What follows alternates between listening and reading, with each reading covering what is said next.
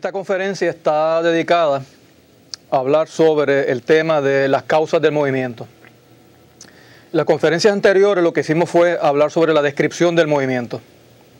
Vimos cómo describir el movimiento en una dimensión y en dos dimensiones. Y en el caso de dos dimensiones incluso vimos cómo describir el movimiento de un objeto que se mueve en un movimiento circular uniforme. Cuando describimos el movimiento lo que hicimos fue derivar una serie de ecuaciones que permiten calcular posición, velocidad y aceleración del objeto. Así que en todos los casos que vimos de velocidad uniforme, velocidad, aceleración uniforme y el caso de movimiento circular uniforme, en todos ellos lo que hicimos fue derivar unas ecuaciones que nos permitieran calcular la posición, la velocidad o la aceleración del objeto. Newton en el siglo XVII desarrolló su mecánica y en esa mecánica de Newton, en un libro que se llama Principia Mathematica, esbozó las que él llamaba las leyes de movimiento. De hecho, las leyes de movimiento que conocemos, le decimos que son tres leyes, pero en esa obra de Newton se describe una cuarta ley, que es la ley de gravitación universal, de la que vamos a hablar en una conferencia posterior. Pero básicamente Newton lo que hace en ese libro, Principia, es desarrollar estas tres leyes que lo que hacen es explicar por qué los objetos se mueven de la manera que describimos en las conferencias anteriores. Básicamente la teoría de Newton se resume en estas tres leyes y se conocen como las tres leyes de Newton: la primera ley o ley de inercia, la segunda ley o la ley de fuerzas y la tercera ley, que es la ley de acción y reacción. Brevemente, Newton lo que hace o lo que descubre es que las causas del movimiento son las fuerzas. O sea, cuando un objeto se está cambiando su estado de movimiento, como vamos a ver, el responsable de que ocurra ese cambio de movimiento es una fuerza. Así que vamos a entrar en los detalles. La primera ley o ley de inercia lo que dice es que si un objeto se está moviendo a una velocidad uniforme, en línea recta, recuérdense que velocidad uniforme implica tanto que la magnitud y la dirección de la velocidad son constantes. Así que el objeto en velocidad uniforme es un objeto que se está moviendo en línea recta. Para un objeto que se mueve en línea recta o un objeto que está en reposo, que no se está moviendo del todo, la fuerza neta que actúa sobre él es cero. O, dicho de otra manera, si usted tiene un objeto en el cual usted le cambia su estado de movimiento, por ejemplo, el objeto estaba en reposo y usted lo empuja para que se mueva, sufre una aceleración, pues la única manera de lograr ese cambio en el movimiento es que haya una fuerza, en este caso el empujón, la fuerza que uno le imprime es la responsable de que cambie el movimiento. Así que esa es la primera ley, la ley de inercia. La segunda ley es la ley de fuerzas. En esta segunda ley, Newton lo que hace es que nos dice cómo calcular la fuerza neta que actúa sobre un objeto.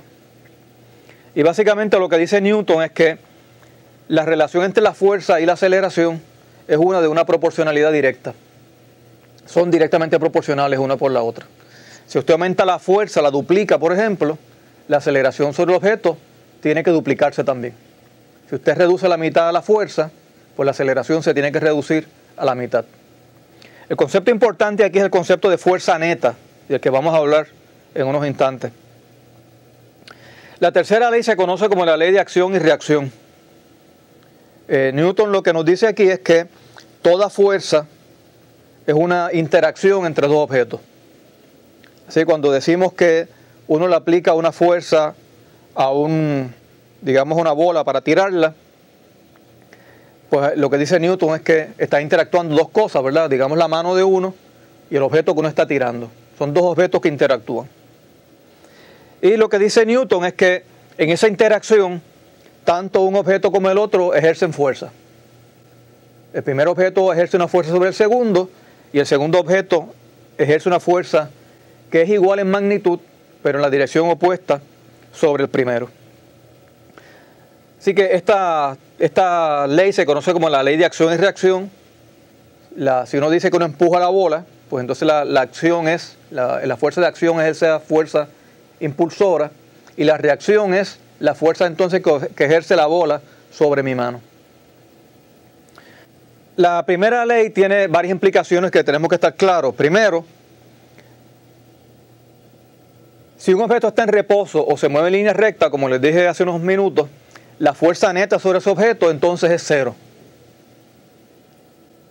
Así que siempre que yo veo un sistema, si ese sistema se está moviendo a una velocidad uniforme, o si ese sistema está en reposo, no se está moviendo del todo, pues entonces yo sé que la fuerza neta que actúa sobre el objeto es cero. Por supuesto, si ocurre lo contrario, si yo veo que ese objeto está acelerando, pues entonces sé que la fuerza neta sobre el objeto es distinta de cero. Eso es simplemente lo que nos está diciendo la primera ley.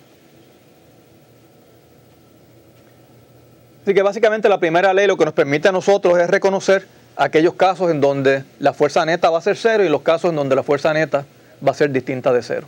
Eso es todo lo que nos dice la primera ley. Así, por ejemplo, si yo considero un libro que está descansando sobre una mesa, ese sería el caso de un objeto que está en reposo, no se está moviendo. La primera ley lo que me dice es que ese objeto, la fuerza neta que actúa sobre este objeto es cero. No hay una fuerza neta actuando sobre él. Si considero, por ejemplo, un automóvil que se mueve en una autopista recta a una velocidad uniforme, digamos, por ejemplo, que este objeto se está moviendo a una velocidad de 50 kilómetros por hora en línea recta, pues entonces sabemos por la primera ley que la fuerza neta actuando sobre este automóvil va a ser cero. Noten que el automóvil se está moviendo. Es un caso distinto al que vimos ahorita, que estaba en reposo el libro. Aquí el automóvil se está moviendo, pero para Newton estos dos casos son equivalentes. El objeto en movimiento en línea recta y el objeto en reposo son equivalentes. El resultado es el mismo, la conclusión es la misma, la fuerza neta es cero. Si uno tiene, por ejemplo, un automóvil que lo que hace es que está frenando, digamos un automóvil de carrera que va por una autopista y frena, al frenar sufre una desaceleración, el objeto está perdiendo velocidad. Una desaceleración es una aceleración negativa. Así que si yo observo este automóvil y sé que está frenando, que está disminuyendo su velocidad, pues la primera ley de Newton lo que me dice es que en ese caso hay una fuerza neta distinta de cero. Y esa fuerza neta, por supuesto, es la responsable por esa desaceleración. Y si consideramos, por ejemplo, el caso de un planeta que está girando alrededor de una estrella, como se ilustra en esta animación, sabemos que, por lo que discutimos en el caso de movimiento circular uniforme, sabemos que un objeto que no se mueve en línea recta, como es este caso, que se está moviendo en una elipse, sabemos que ese objeto tiene una aceleración, está siendo acelerado. Este objeto constantemente cambia la dirección del movimiento. El vector de velocidad va cambiando según el objeto va dando vueltas alrededor de su órbita. Si la velocidad está cambiando, entonces el vector velocidad sabemos que hay una aceleración.